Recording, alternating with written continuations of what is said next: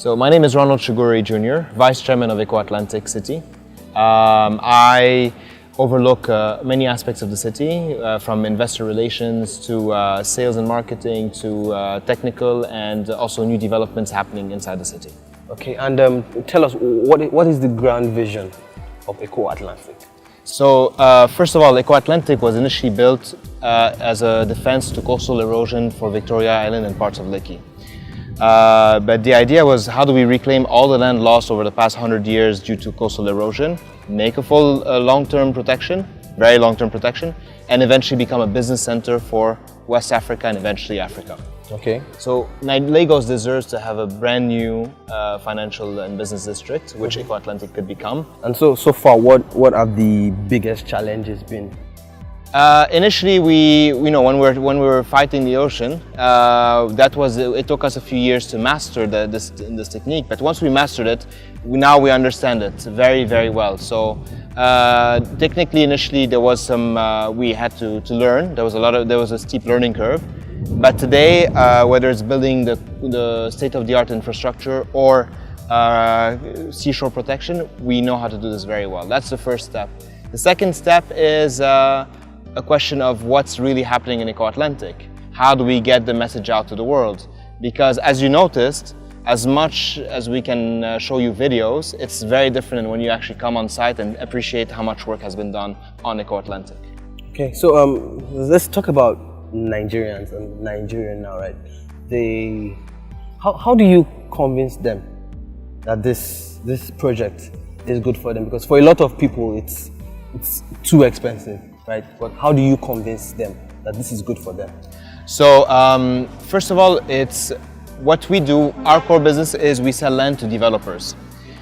We then invite developers to build. Now, we've been seeing a lot of demand for all sorts of products, whether it's high-end residential, but at the same time for smaller, very efficient, smaller units, apartment units, whether it's one bedroom, studio apartments, two bedrooms. And there's going to be a much bigger market for that. At the same time, in terms of affordability, we invite for innovation. For example, in the office space, shared office space allows for a very low entry point for a startup to come in or for any company to come into Eko Atlantic. So it comes down to innovation. Eko Atlantic is a future. The infrastructure is state-of-the-art. And the more people come in, the more people actually understand this. And that's why we see a lot of interest, especially now, for movement to Eko Atlantic. Okay, so something that I think about a lot is what will be the contribution of the city to Nigeria's economy? How do you see Eko Atlantic impacting Nigeria's economy, say, in the next 5, 10, even 100 years? So first of all, the building of Eko Atlantic on its own will create a huge, it's a massive job creation process. During the construction phase, there's a lot of job creation. Then eventually can you estimate how many jobs so far have been created directly or indirectly? I mean, there have been thousands of jobs already, we can get to the tens of thousands if we add indirectly because of the supply of material, the know-how, the consultants. It goes on, and the more we advance and the more construction comes up, like the building here from one of our developers, the more jobs are going to be created. This is direct construction jobs. And as we know, Nigeria has a huge shortage of homes. So just the construction industry can transform the employment landscape of Nigeria, directly and indirectly with all the supplies of material, the consultancy, etc. And Nigeria is a very fast-growing country. We're 200 million people today. We will reach the high estimates are 1 billion by the end of the century. So if the country is going to grow by 5 over the next 100 years, every 10 million people or 50 million people that come in, that are born, that's huge amount of requirements in terms of infrastructure, in terms of housing. And Eko Atlantic is an example of what needs to be done for the country. Okay, so is there a deliberate effort to bring in, say, Nigerians into the fold, like offering percentage of the job vacancies to Nigerians? Is there so far Eko Atlantic has been probably 95% Nigerian, maybe more. Whether it's job creation, whether it's investors, whether it's developers.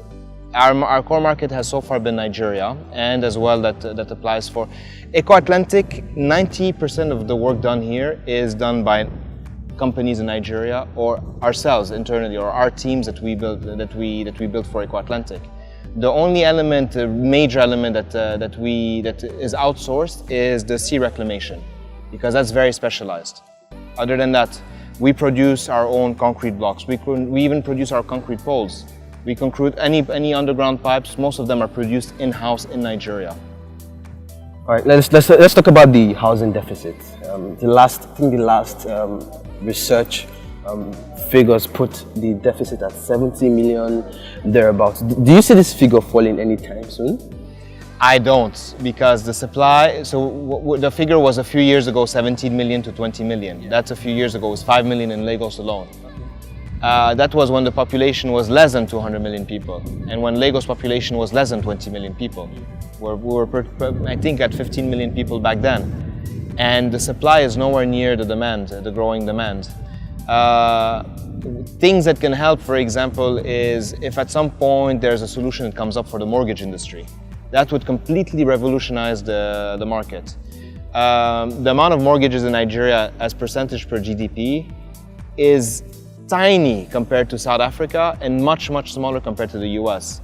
So we have a long way to go. If that industry, for example, kicks in, it will ease home ownership, which will then create a huge amount of construction projects throughout the country. That's for the housing deficit.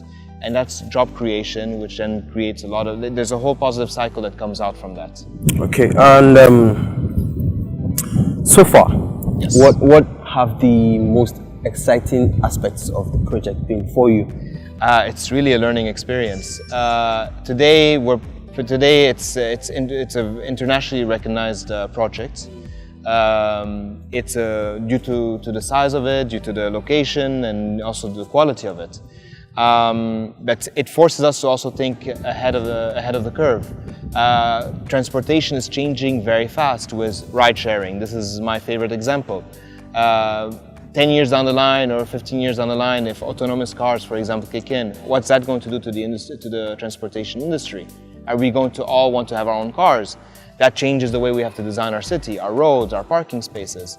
If we are looking at technologies like 5G that will be coming in the near future, that opens a door for Internet of Things. How is that going to play a role in a city? So we have to keep these things in mind. We have to have the base infrastructure that allows for that in the future. And it goes on, even in simple things like how are we going to be living? Are we going to be living in big apartments? Do we have to start thinking at micro apartments like in New York or like in Hong Kong? Are we looking at shared living as well? That is a new concept coming out of Europe. Still early days, but are startups going to create a Nigerian version of shared living? And that could have a huge impact on the housing industry. Most of the amenities in a home are not used 90% of the time. So what if those were shared amenities? A kitchen, for example. A centralized kitchen versus every apartment having to have its own fully equipped kitchen. That becomes efficient. So if we start thinking a bit like that, in that direction, we have a lot of talent in the country that can start finding innovative solutions for that. Okay, and last question, what do you love most about your job? Just this, it's all there's a lot of innovation that's going to kick in.